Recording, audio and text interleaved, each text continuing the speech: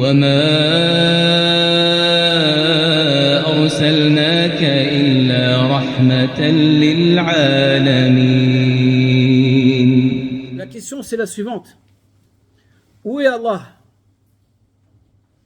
Et est-ce qu'Allah subhanahu wa ta'ala est élevé au-dessus de son trône? Vous allez me dire, si tu réponds, nous ce qu'on veut c'est des preuves. Parce qu'on entend tout dans les réseaux sociaux. C'est vrai ou pas? Nous ce qu'on veut, c'est des preuves. Tu parles, tu dis Allah il dit, le prophète il a dit. Avant que je réponde, qu'Allah vous récompense et vous préserve, la question qu'on se doit de se poser, c'est la suivante. Parce que c'est un sujet de, pour ceux qui sont à l'Institut, c'est quelle matière? L'aqida, la croyance. C'est un sujet qui est lié à l'au-delà. Est-ce que nous avons vu l'au-delà ou non? La réponse est non.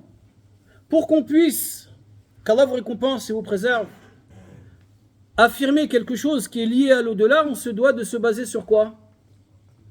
Sur le Coran, sur la sunna du prophète sallallahu alayhi wa sallam. Maintenant, chacun il va citer un verset ou un hadith. Mais comment est-ce qu'on doit comprendre cela? Allah subhanahu wa ta'ala a fait les éloges de certaines créatures, ainsi que le prophète sallallahu alayhi wa sallam. Allah subhanahu wa ta'ala a fait les éloges de certaines créatures qui se nomment comment? Les compagnons, as-sahaba. Vous connaissez les compagnons?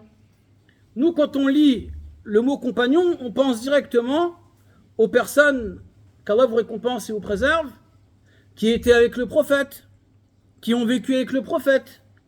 Mais on oublie ce que l'imam Ahmed il a rapporté d'une chaîne de transmission bonne, d'après Abdullah ibn Mas'ud, radiyallahu anhu, lorsqu'il dit qu'Allah subhanahu wa ta'ala, c'est pas un hadith, c'est Ibn Mas'ud qui l'a dit, qu'Allah subhanahu wa ta'ala a regardé dans le monde des âmes et qu'il a choisi les meilleures âmes afin d'être les compagnons de la meilleure de toutes les créatures qui est le prophète sallallahu alayhi wa sallam.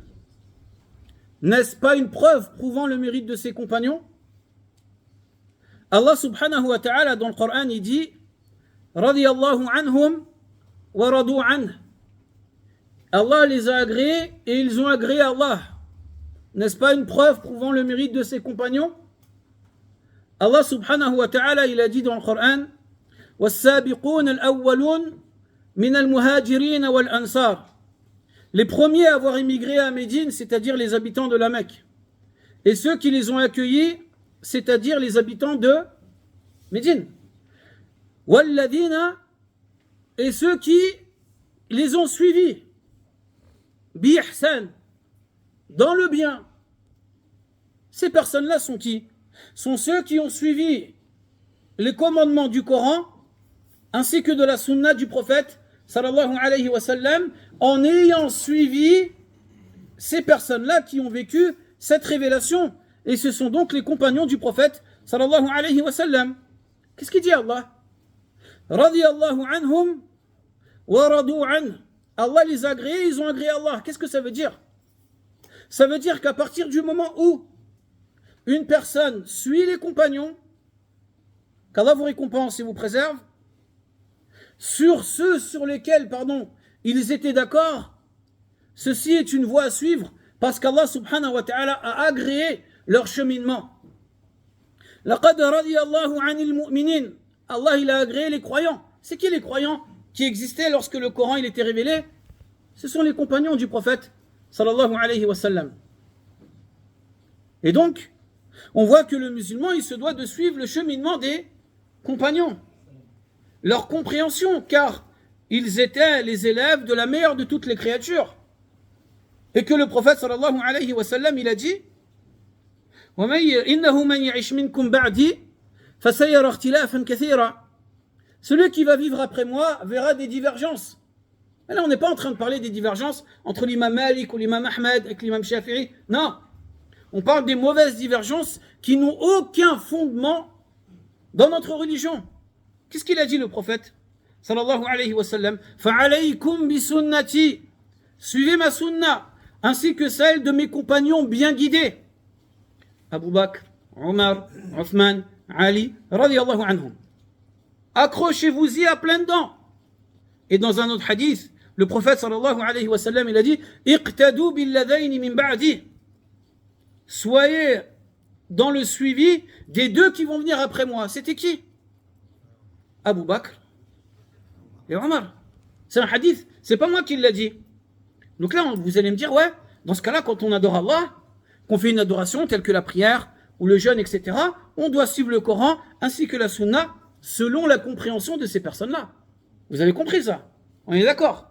Et je vous ai ramené les preuves. Qu'est-ce qu'il a dit, Allah? فَإِنْ آمَنُوا بِمِثْلِ مَا آمَنْتُمْ بِهِ فَقَدْ اهْتَدَوْا. Si les gens croient à ce à quoi ils ont cru, ils feront partie des bien guidés. Qu'est-ce qu'on en tire de ce verset? Que celui qui a la croyance des compagnons fera partie des bien guidés ou non? On est d'accord? La question c'était quoi? Qu'Allah vous récompense et vous préserve. La question c'était la suivante. Est-ce qu'Allah subhanahu wa ta'ala est élevé au-dessus de son trône? Allah subhanahu wa ta'ala dans le Coran il nous dit plusieurs fois Ar-Rahman ala al-arsh istawa. Il le dit une fois, mais plusieurs fois il nous dit qu'il s'est élevé au-dessus de son trône. Le tout miséricordieux s'est élevé au-dessus de son trône. Allah subhanahu wa ta'ala il dit A'amintum man fis sama. Est-ce que vous êtes en sécurité de celui qui est au-dessus des cieux? Donc là on voit qu'il y a des preuves du Coran qui nous le prouvent. Ensuite, qu'Allah vous récompense et vous préserve, qu'est-ce qu'il dit Allah? Yakhafuna rabbahum min fawqihim wa yaf'aluna ma yu'marun.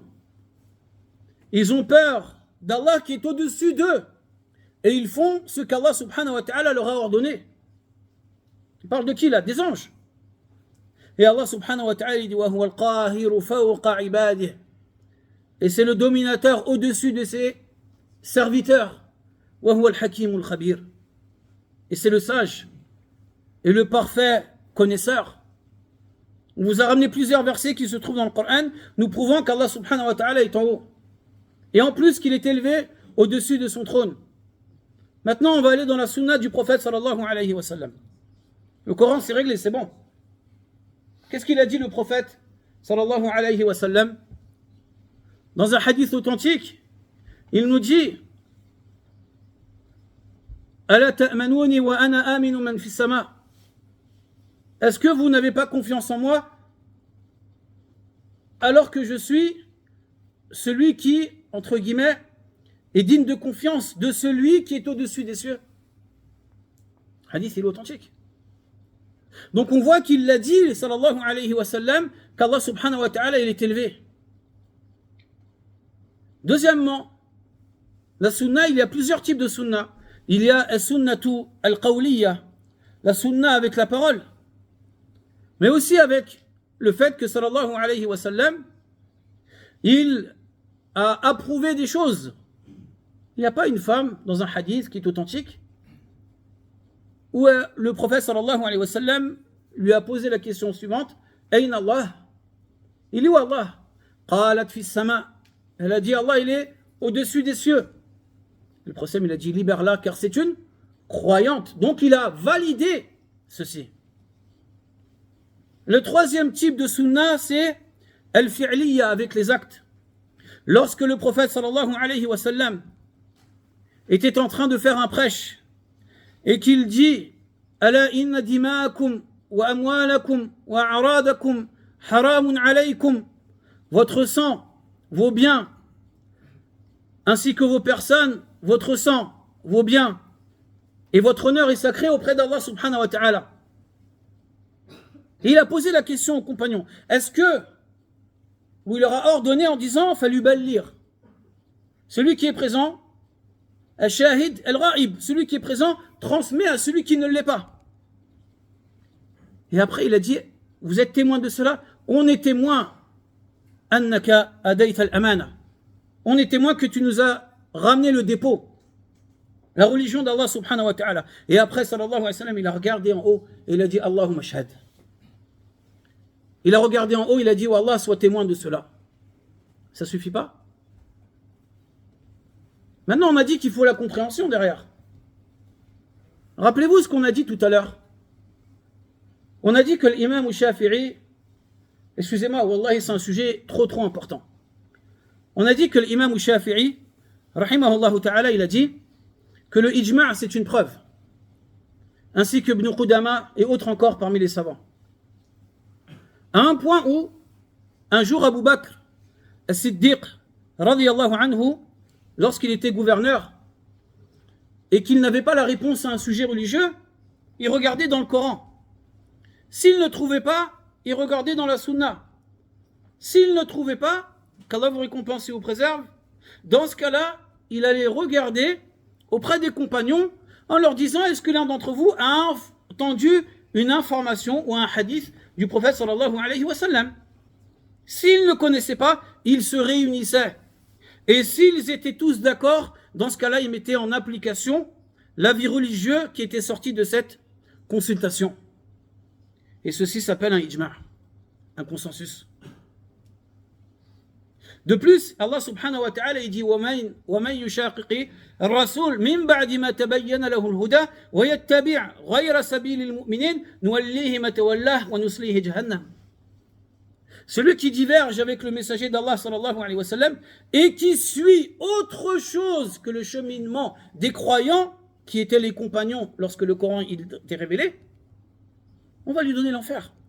L'imam Shafi'i il a utilisé cette preuve pour dire que le ijma' c'est un asl shar'i. Le consensus c'est un fondement, une base religieuse sur laquelle on a le droit de se baser. Et le ijma' c'est un fondement accepté par les 4 écoles. Malik, Abu Hanifa, Malik, Shafi'i et Ahmed. Là, les compagnons du prophète sallallahu alayhi wa sallam, qu'est-ce qu'ils ont dit au niveau de Allah, il est élevé au-dessus de son trône. Je ne peux pas tout vous ramener. Abu Bakr, c'est pas la meilleure créature après les prophètes et les messagers? Il a dit cela. Deuxièmement, Omar. Troisièmement, Aïcha. Quatrièmement, Abdullah ibn Mas'ud. Cinquièmement, Abdullah ibn Abbas. Sixièmement, Zaynab, femme du prophète sallallahu alayhi wa sallam, ils ont dit cela. On a dit, est-ce que le ijma' c'est une preuve ou pas? On a dit qu'un consensus, c'est une preuve religieuse sur laquelle on a le droit de se baser et on est obligé de se baser. C'est une source religieuse. Qu'est-ce qu'il a dit Ibn Battah, rahimahullah, dans son livre qui se nomme Al-Ibana? Il a dit que les compagnons du prophète sallallahu alayhi wa sallam étaient tous d'accord sur le fait qu'Allah subhanahu wa ta'ala est élevé au-dessus de son trône. Normalement, l'histoire elle est réglée, c'est fini normalement. C'est pas une preuve? C'est vrai ou pas? Ishaq ibn Rahawayh. Vous savez c'est qui Ishaq ibn Rahawayh? Rahimahullah. Une des personnes qui était connue au temps de l'imam Ahmed. Il a dit qu'il y avait un consensus des savants sur ce sujet-là. Là, je vous ai ramené, Allah il dit, le prophète il a dit, le consensus des compagnons, le consensus des savants, et je vais vous ramener le consensus de qui maintenant? Des musulmans. Comme il a dit Ibn Abi Zayd al-Qayrawani, rahimahullah ta'ala, faites attention à vos micros s'il vous plaît. Il a dit, rahimahullah ta'ala, qu'il y a un consensus des musulmans sur le fait qu'Allah subhanahu wa ta'ala soit élevé au-dessus de son trône. La réponse elle est claire. Maintenant vous allez me dire, ouais mais il y en a qui disent dans les réseaux sociaux, il y en a qui disent que c'est pas ça qui est voulu. D'accord. Donc ça veut dire qu'il y a une divergence. Est-ce que vous pensez qu'il y a une divergence ou non? Est-ce que vous pensez que les gens de nos jours divergent ou non? Les gens ils divergent. Je vais vous poser une question. Tous les profs ils viennent, ils disent on le laisse passer. On le laisse passer en 4e. Un élève il vient, il dit non, on ne laisse pas passer. Est-ce que qu'Allah vous récompense et vous préserve, on va prendre en compte les élèves du prof ou ceux qui sont venus après? On va prendre en considération ce que les élèves ils ont dit, les professeurs pardon. Et là donc on va prendre en considération ce sur quoi les compagnons étaient unanimes. Mais le pire du tout c'est qu'il y a aussi un consensus qui a été cité par celui qui a été nommé le petit imam Malik qui se nomme Ibn Abi Zayd. Est-ce que vous vous rendez compte? En réalité, la divergence, elle n'est pas née au temps des compagnons, mais elle est née bien après. Al-Awza'i, rahimahullah ta'ala, il a dit qu'il y a un consensus des tabi'in, la génération après les compagnons. On a un consensus des compagnons, un consensus des tabi'in, et un consensus des savants, et un consensus des musulmans. Mais on vaut quoi de plus? La divergence n'est pas née au temps des compagnons, mais elle est née bien après. Est-ce qu'on a à considérer cette divergence? La réponse est non. Comment on va parler sur Allah? Comment les gens ils disent ouais, mais notre raison elle n'accepte pas cela, le fait que Allah subhanahu wa ta'ala soit élevé au-dessus de son trône. Tu es mieux que les compagnons, tu es mieux que les tabi'in, tu es mieux que le prophète, qui ont accepté cela sans poser de questions. La croyante elle a dit Allah il est dans les cieux, c'est-à-dire qu'il est au-dessus des cieux, et toi tu n'acceptes pas cela. Et les sources on vous les ramène, il n'y a aucun problème, par la grâce d'Allah subhanahu wa ta'ala. On est mieux qu'eux? Est-ce qu'Allah subhanahu wa ta'ala il veut notre bien ou non? Allah il veut notre bien. Est-ce qu'Allah quand il parle il dit la vérité ou non? Est-ce qu'Allah subhanahu wa ta'ala quand il parle c'est éloquent ou non? C'est vrai ou pas? Allah il dit la vérité, Allah il veut notre bien, Allah c'est notre Seigneur, Allah quand il parle c'est clair. Bilisanin arabiyyin mubin. Allah il a révélé le Coran d'une langue claire, langue arabe. Si Allah subhanahu wa ta'ala il veut notre bien, et que dans le même livre il nous dit qu'il est élevé au-dessus de son trône, pourquoi est-ce qu'on va aller commencer à dire ceci ou à dire cela? Avec notre raison, qu'est-ce qu'il dit Allah? Qul a'antum a'lamu amillah. Dis au messager d'Allah, est-ce que vous êtes plus savant ou Allah? Allah subhanahu wa ta'ala il dit qu'il est élevé au-dessus de son trône. Pourquoi est-ce qu'on va dire qu'il ne l'est pas? Pourquoi est-ce qu'on va dire qu'il y a une divergence? La divergence elle est venue bien après. Après que les compagnons du prophète sallallahu alayhi wa sallam, alors que Allah subhanahu wa ta'ala nous a ordonné d'avoir leur croyance. فَإِنْ آمَنُوا بِمِثْلِ مَا آمَنْتُمْ بِهِ فَقَدْ اهْتَدَوْا. Si les gens croient à ce à quoi vous avez cru, ils feront partie des bien guidés. Donc si Abu Bakr, si Omar, si Uthman, si Ali, si Ibn Abbas, si Ibn Mas'ud, Aïcha, Zaynab, ils avaient cette croyance-là, je me dois obligatoirement d'avoir cette croyance-là, qui est le fait qu'Allah subhanahu wa ta'ala soit élevé au-dessus de son trône. Et on va plus loin encore. Et ceci est la croyance de qui? De l'imam Malik, de l'imam Abu Hanifa, de l'imam Shafi'i et de l'imam Ahmed. Alhamdulillahi Rabbil Alamin. Nous, on est musulmans, on se soumet à Allah subhanahu wa ta'ala. Sur ce, on va conclure, Inch'Allah. Au niveau de ce qui a été dit précédemment avant la prière, qu'Allah vous récompense et vous préserve, certains disent que l'interprétation est possible. Sachant que les a'imma, les savants islamiques, musulmans, de la communauté musulmane, disaient que on se doit, tel que l'imam Shafi'i, ainsi que l'imam Ahmed, rahmatullahi alayhim, qu'on se doit de faire passer les attributs tels qu'ils ont été cités. Et il y en a qui disent oui, mais vu que notre raison n'accepte pas cela, on va essayer d'interpréter. Et ça se nomme taqdimu al-aql, le fait de devancer la raison par rapport au texte religieux. Et par rapport à ça, pour conclure, Inch'Allah ta'ala, il y a un consensus qui a été cité par Ibn Abdel Bar, al-Maliki, qu'Allah subhanahu wa ta'ala lui fasse miséricorde, et qui dit que al-asl, la base, c'est qu'on n'a pas le droit d'interpréter les attributs d'Allah subhanahu wa ta'ala, wa qad naqala al-ijma' ala dhalik.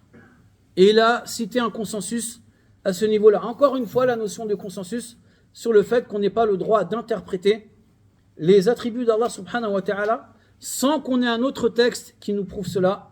Wallahu a'lam.